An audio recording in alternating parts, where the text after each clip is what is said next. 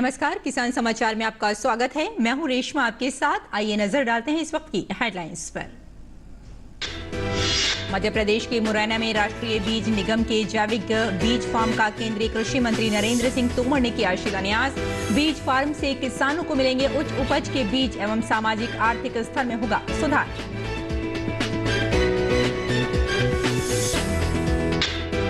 राष्ट्रीय चंबल वन्य जीव अभयारण्य की 207 हेक्टेयर भूमि के डी नोटिफिकेशन का लिया गया निर्णय। कृषि मंत्री नरेंद्र सिंह तोमर ने कहा कि अभयारण्य क्षेत्र राजस्व भूमि होने से रेत उपलब्धता होगी स्थानीय स्तर पर, बढ़ेंगे रोजगार के अवसर।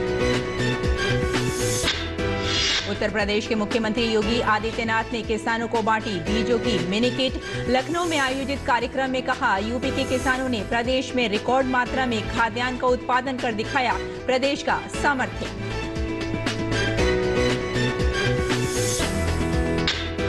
देश के कुछ राज्यों में भारी बारिश का कहर जारी। उत्तराखंड में जनजीवन अस्त व्यस्त। राज्य के चंपावत जिले में भूस्खलन की घटनाएं। हिमाचल प्रदेश के सिरमौर के मानगढ़ में बादल फटने से भारी तबाही।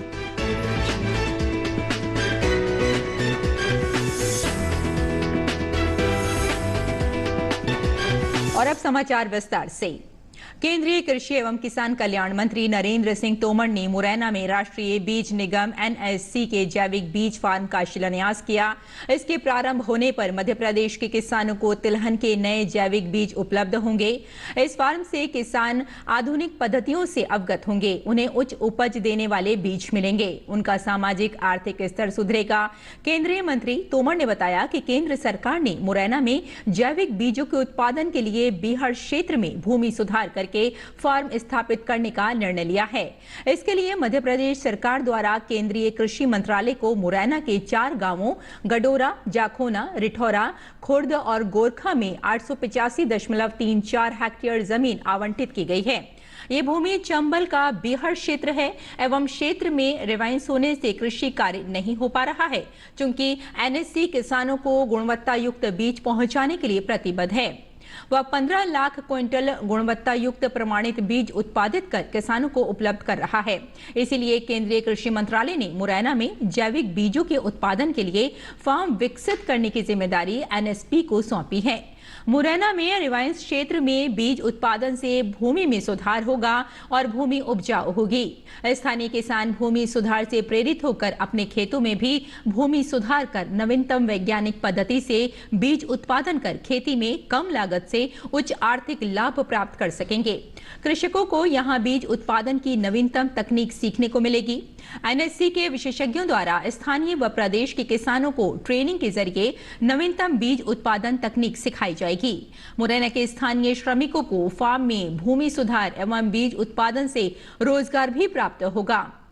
मुरैना फार्म से किसानों को नवीनतम एवं आनुवंशिक व भौतिक रूप से शुद्ध जैविक तिलहन बीज प्राप्त होने से अच्छा उत्पादन प्राप्त होगा, जिससे न केवल प्रदेश के कृषकों के सामाजिक आर्थिक स्तर में सुधार होगा, बल्कि कृषकों को पोषण सुरक्षा भी प्राप्त होगी। नरेंद्र सिंह तोमर ने कहा कि प्रधानमंत्री नरेंद्र मोदी के नेतृत्व में कृषि क्षेत्र में चौतरफा काम होने से भारत की साख दुनिया भर में बढ़ी है। हमारा देश वसुधैव कुटुंबकम की भावना से कार्य कर रहा है।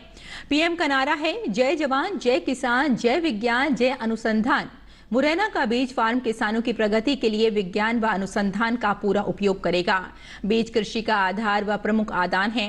उन्होंने कहा कि खेती के लिए अच्छे बीजों की उपलब्धता से उत्पादन उत्पादकता में वृद्धि व किसानों के लिए उच्च आय के अलावा एग्री इकोसिस्टम व अर्थव्यवस्था को समग्र रूप से लाभ होता है। केंद्र सरकार राज्यों में बीज उपलब्धता सुनिश्चित करने के साथ ही विविध योजनाओं द्वारा बीज वितरण में सहायता करती है। केंद्रीय कृषि मंत्रालय ने फसलों की गुणवत्ता वाले बीज उत्पादन व गुणन बढ़ाने के लिए 2014-15 से बीज व रोपण सामग्री उपमिशन लागू किया है, ताकि किसानों को पर्याप्त बीज मिल सके। बीज संबंधी विभिन्न गतिविधियों के जरिए राज्यों व सार्वजनिक क्षेत्र के बीज संगठनों को बीज गुणवत्ता नियंत्रण को मजबूत किया जा रहा है। बीते 8 साल में व्यावसायिक खेती के लिए 304 किस्में अधिसूचित की गई हैं। और केंद्रीय कृषि मंत्री नरेंद्र सिंह तोमर ने घोषणा की कि पर्यावरण वन जलवायु परिवर्तन मंत्रालय ने राष्ट्रीय चंबल वन्य जीव अभयारण्य की 207 हेक्टेयर भूमि डी नोटिफिकेशन करने की अनुशंसा का बड़ा फैसला लिया है। ये अभयारण्य क्षेत्र राजस्व भूमि होने से रेत की उपलब्धता स्थानीय स्तर पर होगी, जिससे रोजगार भी बढ़ेंगे। केंद्रीय मंत्री व क्षेत्रीय सांसद तोमर के प्रयासों से डी नोटिफिकेशन होने से ये एरिया अभयारण्य क्षेत्र के बाहर हो जाएगा, जिससे वहां से रेत की उपलब्धता स्थानीय स्तर पर ही होगी व इसमें रोजगार के नए अवसर मिलेंगे और स्थानीय निर्माण विकास कार्यों में रेत आसानी से सस्ते दाम पर मिलेगी। तोमर ने डी नोटिफिकेशन किए जाने के संबंध में पर्यावरण वन एवं जलवायु परिवर्तन मंत्री भूपेंद्र यादव से आग्रह किया था। तत्संबंधित प्रस्ताव पर मंत्री यादव की अध्यक्षता में राष्ट्रीय वन्यजीव बोर्ड की स्थायी समिति की 69वीं बैठक में चर्चा की गई कि वे समिति ने अभयारण्य से निम्नानुसार 207.05 हेक्टेयर क्षेत्र बाहर करने की सिफारिश करने का निर्णय लिया है। बड़ौदिया बिंदी रेंज सबलगढ़ जिला श्योपुर में 9.49 हेक्टेयर, बरवासिन रेंज देवारी जिला मुरैना में 118.66 हेक्टेयर व राजघाट पिपराई रेंज देवारी जौरा जिला मुरैना में 78.90 हेक्टेयर। ये डी नोटिफिकेशन होने से अवैध रेत परिवहन पर अंकुश लगेगा। संरक्षित क्षेत्र के विभिन्न उत्पादों पर 4 लाख से अधिक आबादी प्रत्यक्षतः निर्भर करती है। स्थानीय स्तर पर रेत खनन होने से रोजगार में वृद्धि होगी। और पंडित दीनदयाल उपाध्याय की जयंती के अवसर पर उत्तर प्रदेश के मुख्यमंत्री योगी आदित्यनाथ ने अपने आवास पर किसानों को बीजों की मिनी किट बांटी। इस अवसर पर उन्होंने कहा कि जिन जिलों में समय से बारिश नहीं हुई वहां हमने दलहन, तिलहन और सब्जी के बीज उपलब्ध कराने को कहा था। इसी क्रम में तोरिया के बीज की मिनी किट बांटी गई। सूखे और बाढ़ दोनों का सर्वे चल रहा है। उन्होंने कहा कि यूपी के किसानों ने प्रदेश में रिकॉर्ड मात्रा में खाद्यान्न का उत्पादन कर प्रदेश का सामर्थ्य दिखाया है। यहाँ किसान सरकारी योजनाओं के बारे में जानते हैं। इस अवसर पर मुख्यमंत्री ने प्रधानमंत्री फसल बीमा योजना के लाभार्थियों को मेरी पॉलिसी मेरा खेत प्रमाण पत्र, पीएम कुसुम योजना के लाभार्थियों को सोलर सिंचाई पंप का स्वीकृति पत्र वितरित किया। साथ ही राज्य के कृषि प्रक्षेत्रों के लिए 21 ट्रैक्टरों को हरी झंडी दिखाकर रवाना किया।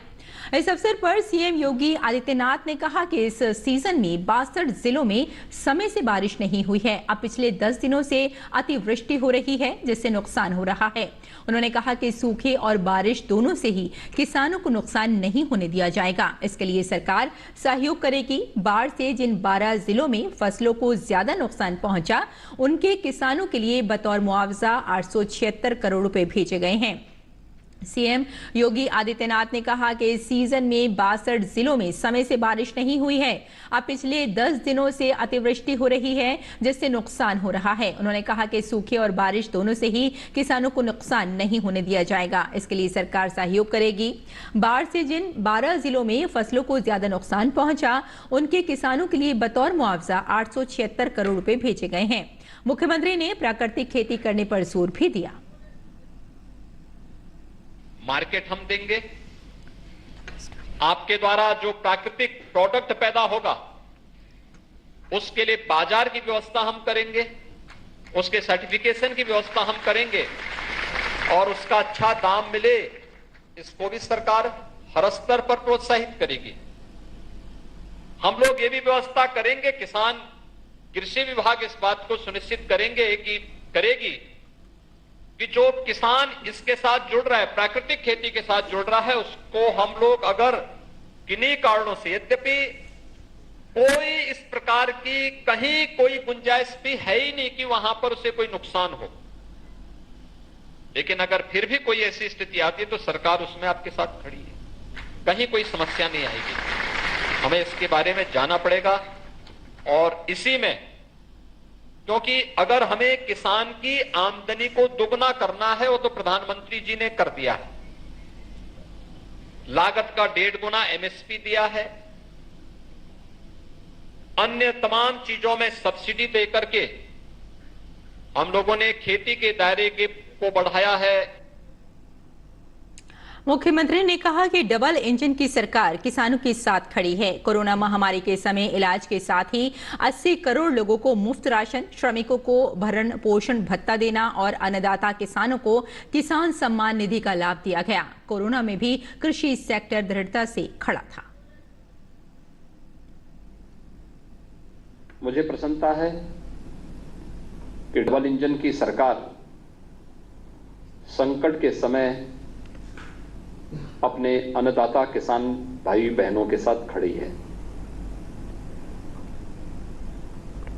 भारत के अंदर प्रधानमंत्री मोदी जी ने कोरोना प्रबंधन का जो एक मॉडल पूरी दुनिया को दिया, उसकी सर्वत्र सराहना हुई। सबको टीका और फ्री में टीका, साथ साथ 80 करोड़ लोगों को देश के अंदर फ्री में राशन की सुविधा उपलब्ध करवाना, श्रमिकों को भरण पोषण भत्ता देना और अन्नदाता किसानों को प्रधानमंत्री किसान सम्मान निधि का लाभ देना। ये अकेला भारत के अंदर हो रहा था। खेतों में फसल खड़ी थी, कोरोना की आहट आई, मेरे सामने भी प्रस्ताव आया कि गेहूं की फसल खड़ी है, क्या होगा। मैंने कहा हम लोग कंबाइन मशीन मंगाएंगे। अन्नदाता किसान कहीं भी वह निराश नहीं होना चाहिए। कंबाइन मशीन मंगाओ, कोविड हेल्प डेस्क बनाओ और फसल को कटवाने, क्रय केंद्र तक पहुंचाने की व्यवस्था करो। और सफलतापूर्वक प्रदेश के अंदर इस कार्य को हम लोगों ने मार्च 2020 से इस कार्य को सफलतापूर्वक आगे बढ़ाया। गन्ना खड़ा था, देश और दुनिया के अंदर चीनी मिलें बंद हो गई थी, प्रदेश के अंदर भी 119 चीनी मिलें थी। क्या होगा? हमने कहा जो कुछ भी मंगाना है करिए, लेकिन चीनी मिलें बंद नहीं होंगी और किसान को सुविधा दो, वह अपना गन्ना मिल तक पहुंचाने की व्यवस्था करें, सरकार उसको सुविधा देगी।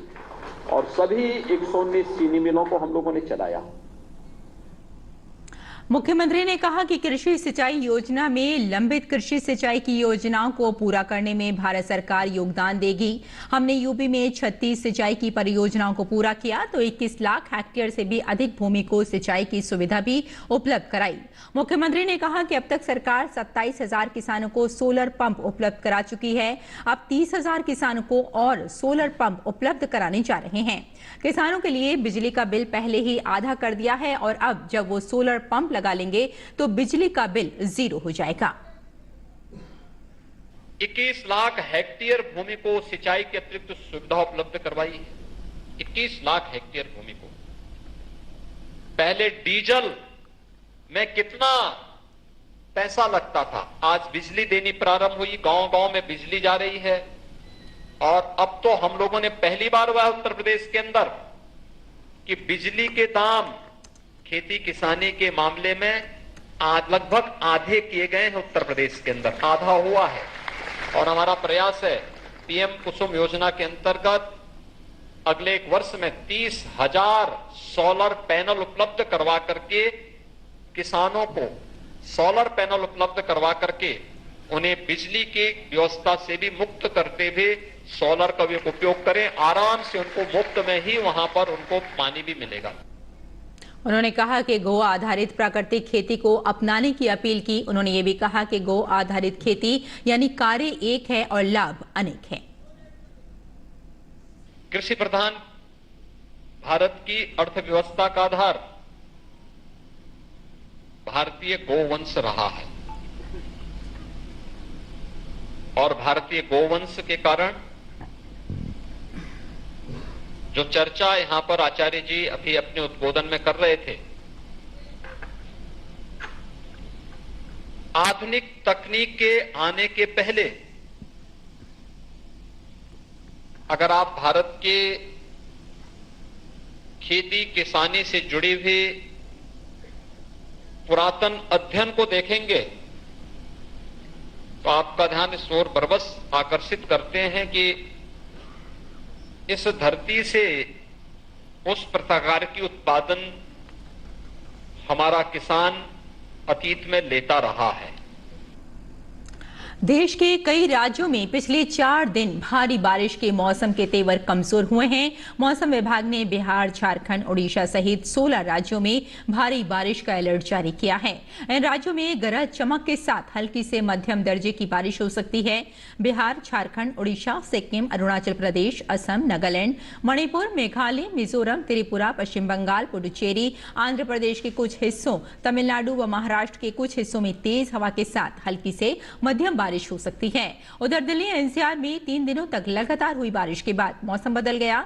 सोमवार की सुबह राष्ट्रीय राजधानी दिल्ली और उसके आसपास के कई इलाकों में कोहरा छाया रहा, जिससे विजिबिलिटी पर भी असर पड़ा। वहीं बाद में सूरज ने आखिर दस्तक देते हुए लोगों को धूप के दर्शन कराए।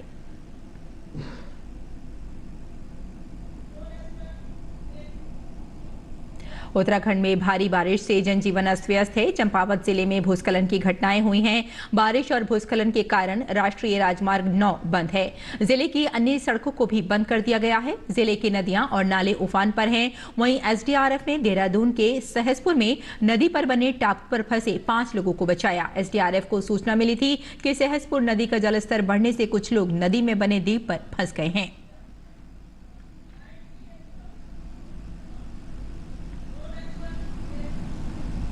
उधर हिमाचल प्रदेश के कई पहाड़ी इलाकों में भी बारिश जारी है। प्रदेश के सिरमौर के मानगढ़ में बादल फटने के बाद भारी तबाही हुई।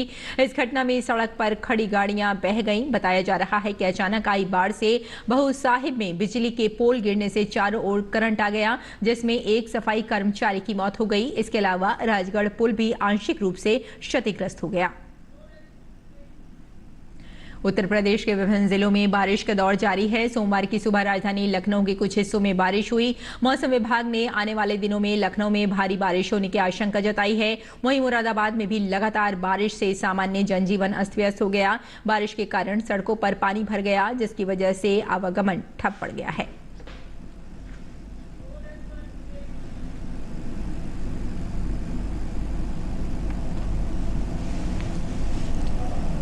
मौसम विभाग के मुताबिक बिहार के 26 जिलों में बारिश के आसार हैं, जबकि वज्रपात को लेकर अलर्ट भी किया गया है। 4 जिलों में भारी बारिश का खतरा भी है। पटना समेत बिहार के 26 जिलों में मेघ गर्जन, वज्रपात के साथ हल्के से मध्यम दर्जे की वर्षा को पूर्वानुमान है। वहीं प्रदेश के पूर्णिया, अररिया, किशनगंज, कटिहार जिलों में भारी बारिश की चेतावनी जारी की गई है।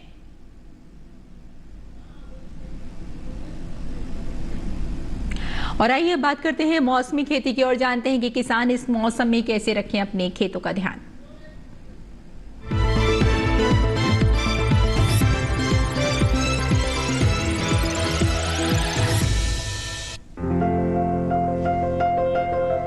मध्य प्रदेश में सरसों की बुआई करे। किसान सरसों के खेत में जरूरी उर्वरक डालें।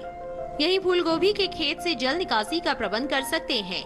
वहीं अमरूद की रुपाई कर ले। इस समय सोयाबीन की देखभाल करते रहे। मध्य प्रदेश में धान के खेत में जरूरी उर्वरक डाले।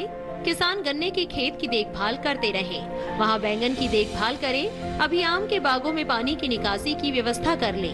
मध्य प्रदेश में मक्के के खेत में जरूरी उर्वरक डाले। किसान आलू की बुआई के लिए खेत तैयार करें। यहाँ अदरक के खेत में जरूरी उर्वरक डालें। इसके अलावा हल्दी के खेत में जरूरी उर्वरक डाल लें। छत्तीसगढ़ में धान की बुआई करें। यहाँ धान के खेत से खरपतवार निकालें। किसान अरहर के खेत से पानी की निकासी का उचित प्रबंध कर लें। साथ ही मूंग की बुआई करते रहें। इसके अलावा मक्के की बुआई करें। छत्तीसगढ़ में करेले की बुआई कर सकते हैं। किसान लौकी की भी बुआई करें। लौकी के खेत से जल निकासी की व्यवस्था कर ले। इस समय कद्दू की बुआई करते रहे। वहीं केले की बुआई कर ले। इसके साथ ही लाल मिर्च की बुआई कर सकते हैं। अभी नींबू की खेती के लिए खेत तैयार कर ले। छत्तीसगढ़ में भिंडी की बुआई के लिए खेत तैयार करते रहे। किसान टमाटर की खेती के लिए भी खेत तैयार कर सकते हैं।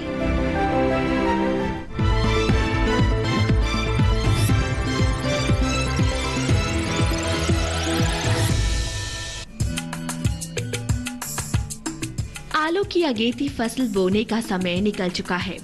आलू की मुख्य फसल की बुआई भी की जा चुकी है, लेकिन आलू की देरी से बोई जाने वाली किस्मों को दिसंबर के आखिरी तक लगाया जा सकता है। आलू की बुआई करते समय किसान के लिए कुछ महत्वपूर्ण बातों का ध्यान रखना जरूरी हो जाता है। सबसे जरूरी बात ये है कि बीज खरीदते समय सावधानी बरतें। बीज हमेशा विश्वसनीय जगह से ही खरीदें और बीज कंदों को छाया में सुखाकर ही बुआई करें। ध्यान रखें कि बोते समय कतार से कतार की दूरी 60 सेंटीमीटर और कंद से कंद की दूरी बीज के आकार के अनुसार हो। उदाहरण के लिए 20 ग्राम भार वाले कंदों की दूरी 15 सेंटीमीटर, 40 ग्राम वाले की 20 सेंटीमीटर, 60 ग्राम वालों की 30 सेंटीमीटर और 80 ग्राम वाले कंदों की दूरी 40 सेंटीमीटर होनी चाहिए। मेड़ों में 8 से 10 सेंटीमीटर की गहराई में बुआई करें। अच्छी फसल लेने के लिए फसल में 7 से 10 बार सिंचाई जरूर करें। पहली सिंचाई बुआई के 10 से 12 दिन बाद अंकुरण से पहले और दूसरी सिंचाई बुआई के 20 से 22 दिन बाद करें। अंतिम सिंचाई खुदाई से 10 दिन पहले करें। बुआई करने से पहले आप अपने खेतों की मिट्टी की जांच भी जरूर करा लें। आलू की बुआई के लिए 1 हेक्टेयर में 180 किलो नाइट्रोजन, 60 किलो फास्फोरस और 100 किलो पोटाश की जरूरत होती है। जब पौध की ऊंचाई 8 से 10 सेंटीमीटर की हो जाए तो खुरपी की मदद से खरपतवार को साफ करते रहें।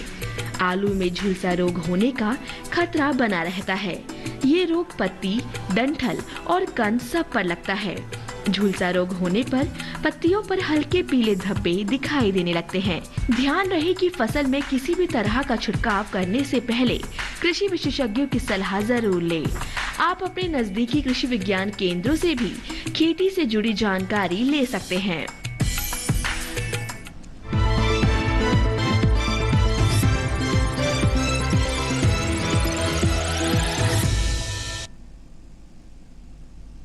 और खेती किसानी के साथ साथ आइए नजर डाल लेते हैं कुछ और महत्वपूर्ण खबरों पर। खास खबर में जम्मू कश्मीर के पूर्व मुख्यमंत्री और हाल ही में कांग्रेस से अलग हुए गुलाम नबी आजाद ने नई पार्टी का ऐलान कर दिया है। उनकी पार्टी का नाम डेमोक्रेटिक आजाद पार्टी रखा गया है।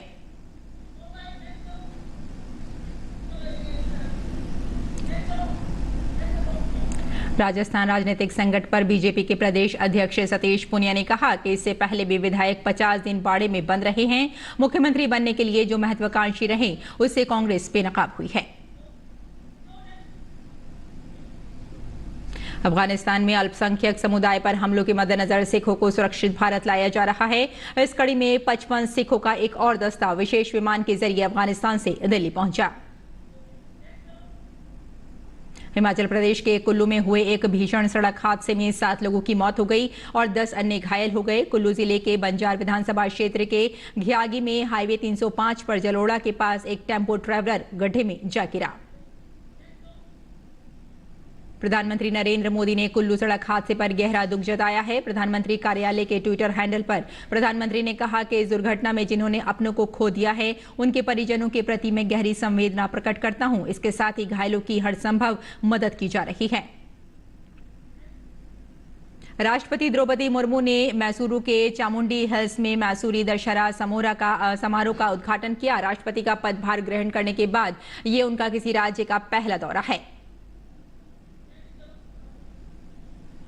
केंद्रीय गृह मंत्री अमित शाह गुजरात के दौरे पर हैं। अमित शाह ने विरोचना नगर प्राथमिक स्वास्थ्य केंद्र एवं AUDA द्वारा निर्मित मिलन केंद्र समाजबाड़ी का उद्घाटन किया। गाजियाबाद के हिंडन एयरफोर्स बेस पर केंद्रीय पेट्रोलियम मंत्री हरदीप सिंह पुरी ने एविगेस 100 LL बैरल का शुभारंभ किया। अपने संबोधन में केंद्रीय मंत्री हरदीप सिंह पुरी ने कहा कि भारत के विमानन क्षेत्र में अपार संभावनाएं हैं। भारत से रक्षा उत्पादों का निर्यात बीते 5 वर्षों में 334% बढ़ गया है और समन्वित प्रयासों के बल पर देश अब 75 से अधिक देशों को रक्षा निर्यात कर रहा है। सरकार ने रविवार को ये जानकारी दी। देश भर में नवरात्र की धूम है। 9 दिनों तक देवी के 9 रूपों की पूजा अर्चना की जाती है। नवरात्र को लेकर मंदिरों को भी भव्य रूप से सजाया गया है। नवरात्र को लेकर श्रद्धालु काफी उत्साहित हैं। तो किसान समाचार में फिलहाल इतना ही। अनुमति दें। नमस्कार।